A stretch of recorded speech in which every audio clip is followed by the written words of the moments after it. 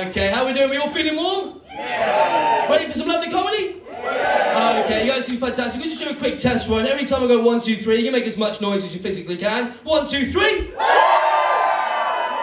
that's very good, that's very good. I reckon we can double it this next time, so you're going to go absolutely mental and keep it going for our first act of the night. So, 1, 2, 3! Let's make some noise! Welcome to the stage, the wonderful Mr. Dave Flynn!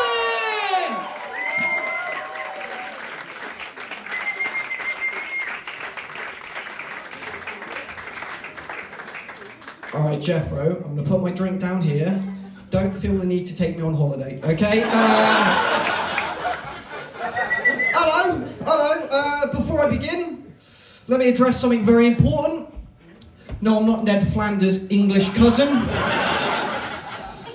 I do like the moustache, ladies and gents, I do, but I do get a fair few comments.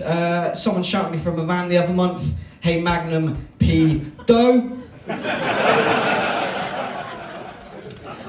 Someone shouted at me the other day, they were like, "Oh, it's Salvador Aldi."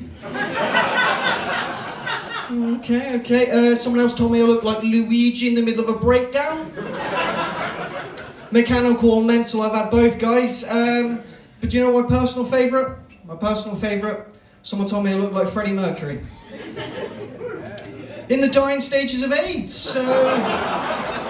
That's what I've been dealing with, guys. How the fuck are you? You alright? Alright, I wanted to chat to you guys tonight about my dad, right? I've noticed something. As my dad's got older, he's got fatter, but just in the face. So what's happened is, right, his cheeks have pushed up around his eyes. So literally, as he's got older, his view of the world has narrowed. You know, because of his chubby cheeks and blatant bigotry. He was always a bit of a miserable bastard though, right? He was always a bit of a miserable bastard. He's the only person I know to ever get Bell's palsy and look happier. Few sufferers in tonight, I see. Now, he was moaning the other day, he was like, "Do you know what the problem with your generation is? You're so fucking impractical. You're so fucking impractical." Which, guys, I could take as a criticism if it wasn't coming from a man with 3 Facebook accounts because he keeps forgetting the password. Even the Facebook moderators are looking at him like, "This is the shittest catfish we've ever seen." He just keeps pasting the same photo of an old man with Bell's palsy. But you do notice as you and your parents get older, your politics starts to change. And we were chatting a little while ago about Shamima Begum, you know, the girl that went off to Syria and married an ISIS fighter. And my dad turns around to me, he goes, "I bet you'd invite Shamima Begum back into the country and stick her on Love Island." Would ya? Would ya? I said, "Of course not, Dad. I put her on Married at First Sight. She's much more familiar with the format of the show."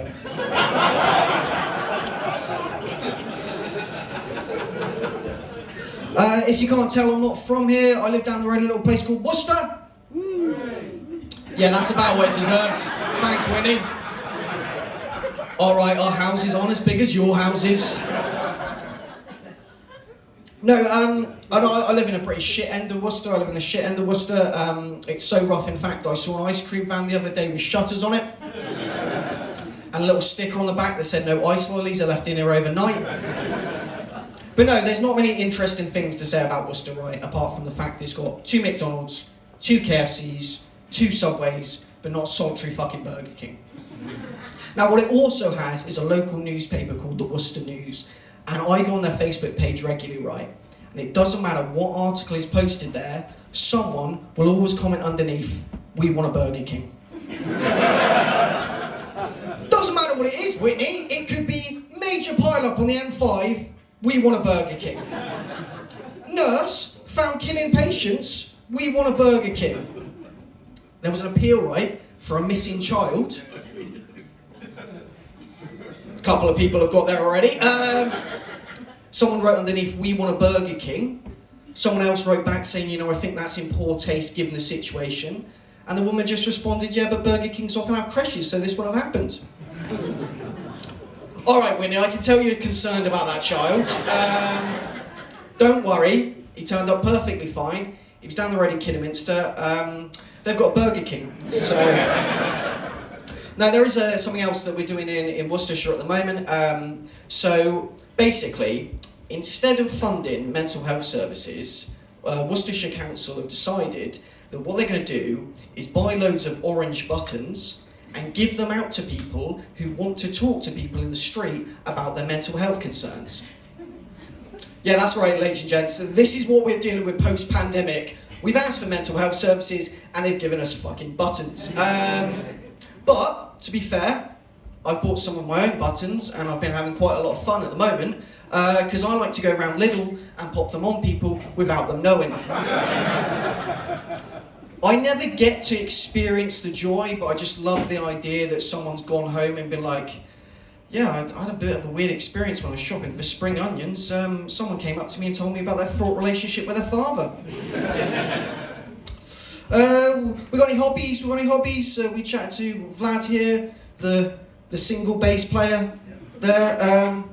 Vlad, I'm trying to get a few hobbies. I started Thai boxing recently, which I know on the surface this guy thinks it's cool. The rest of you, not so fucking sure.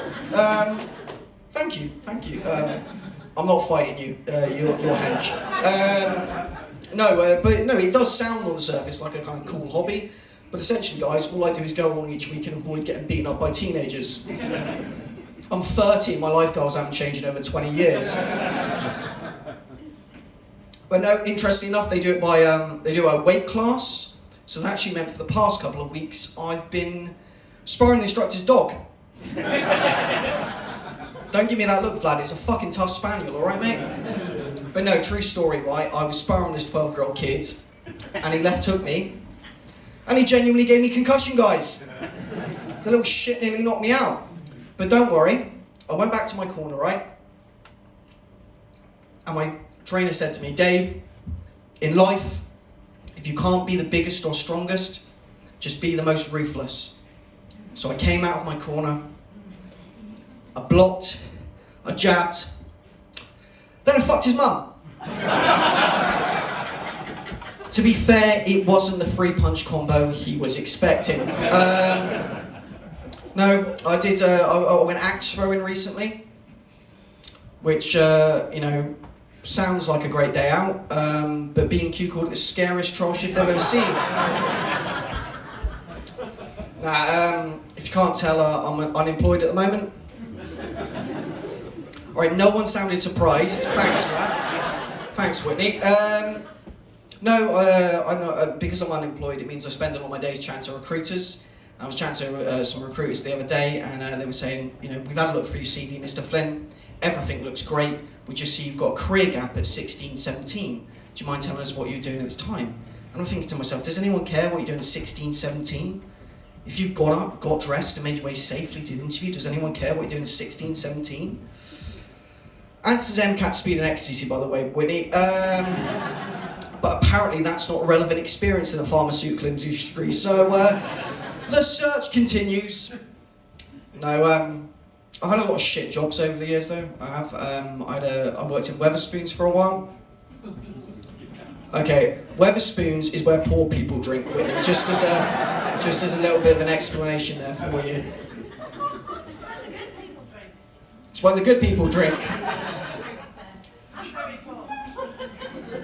Okay, this lady's just said she's very poor. This one's dobbed in her mate. Someone get her a drink and keep her out of Weatherspoons later on. There's some eligible bachelors here, I'm sure.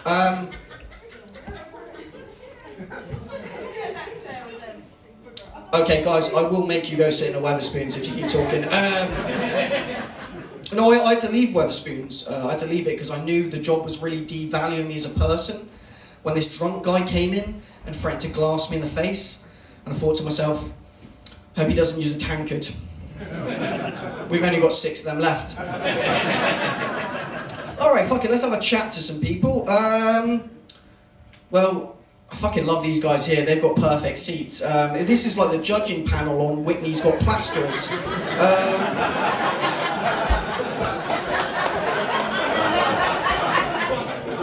Okay.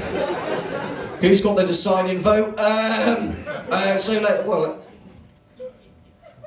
Alright, ladies, if you don't stop chatting, I'll set you up with one of these. Who am I chatting to? Who have got on the end here, buddy? Kev? Good solid plasterer name. No extra fucking vowels or consonants to spell any plaster on. Just Kev, one fucking syllable, get that. What do you actually do, Kev?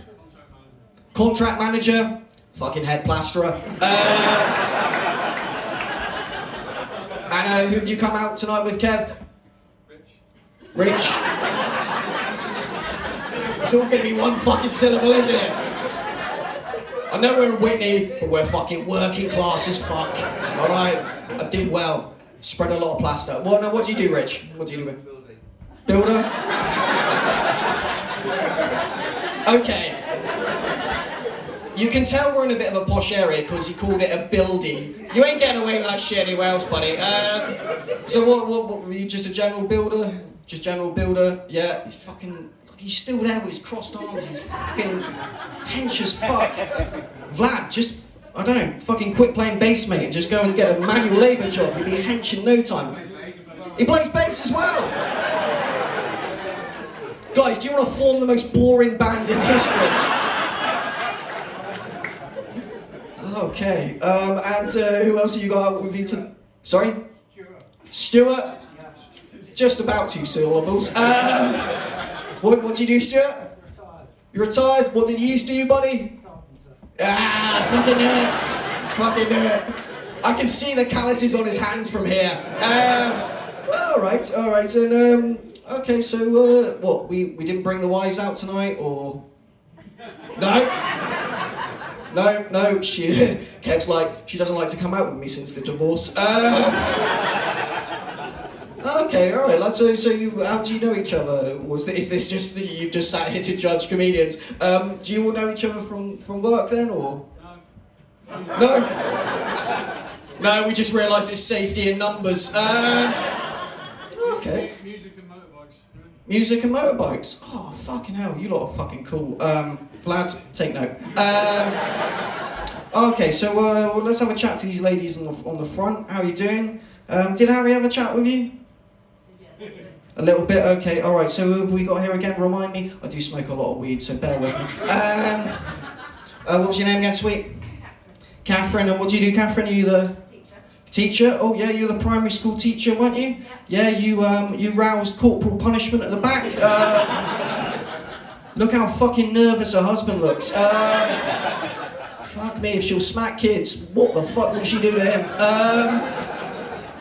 Okay, sorry, who have you come out with tonight, sweet? We've got Emily, Laura, and Ruth. Okay, alright, so what, we all... no, you... Hang a second. Sorry, Harry's already done this, but I was in the toilet taking a piss. So we had do we have a contracts manager? No? Procurement?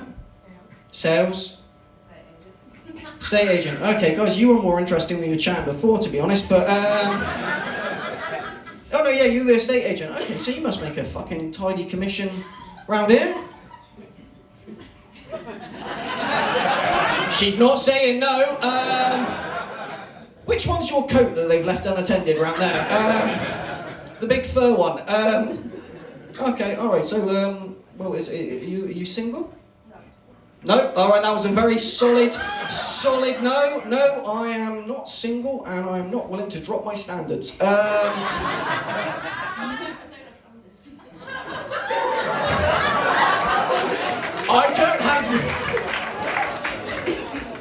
I don't have standards, he's just at home. I'm filming this, so... You better get me a fucking good deal on a 2-bedroom or else this shit's going on YouTube. Alright. Have we got any landlords in?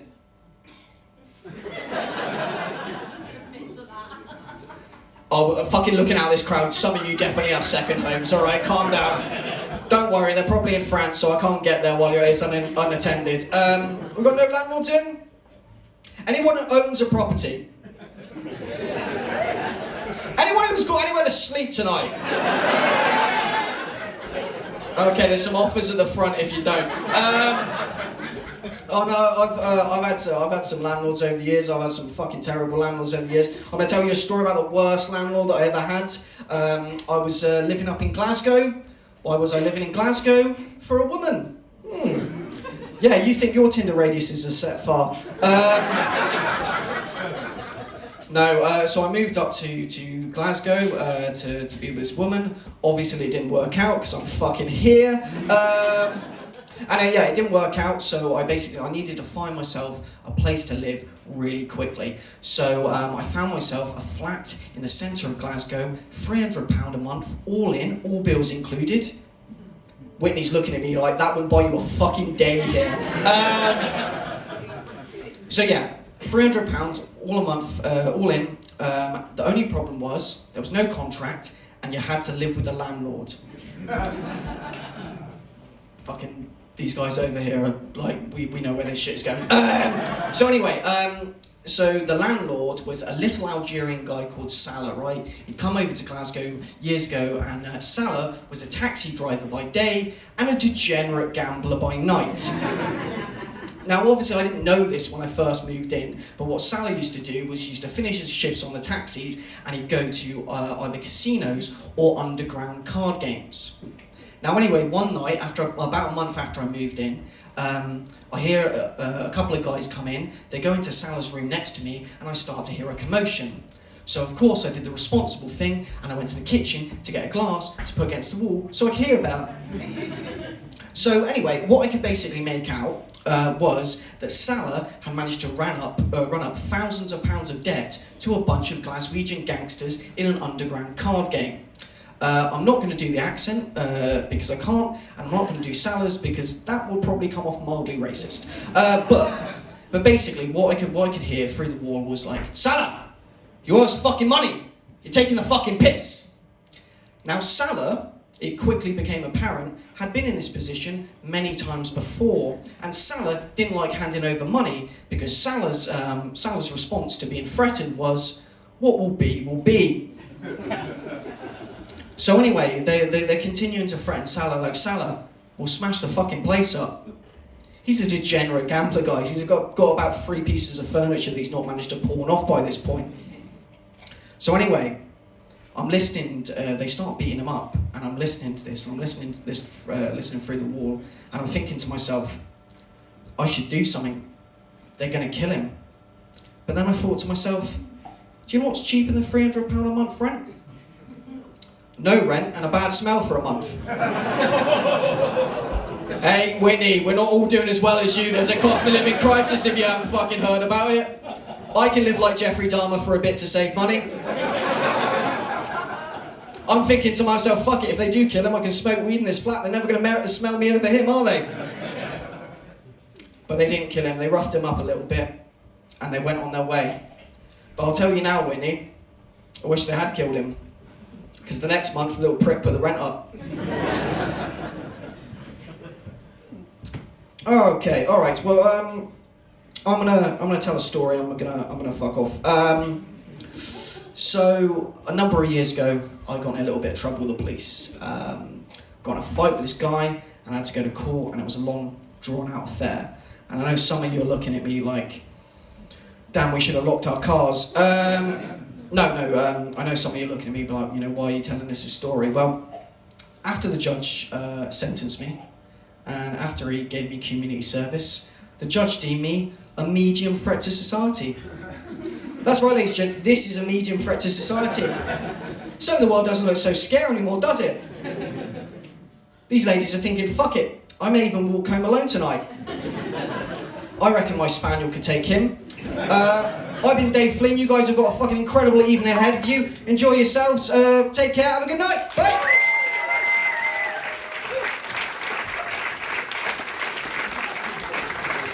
Make some noise for Dave Flynn, everybody!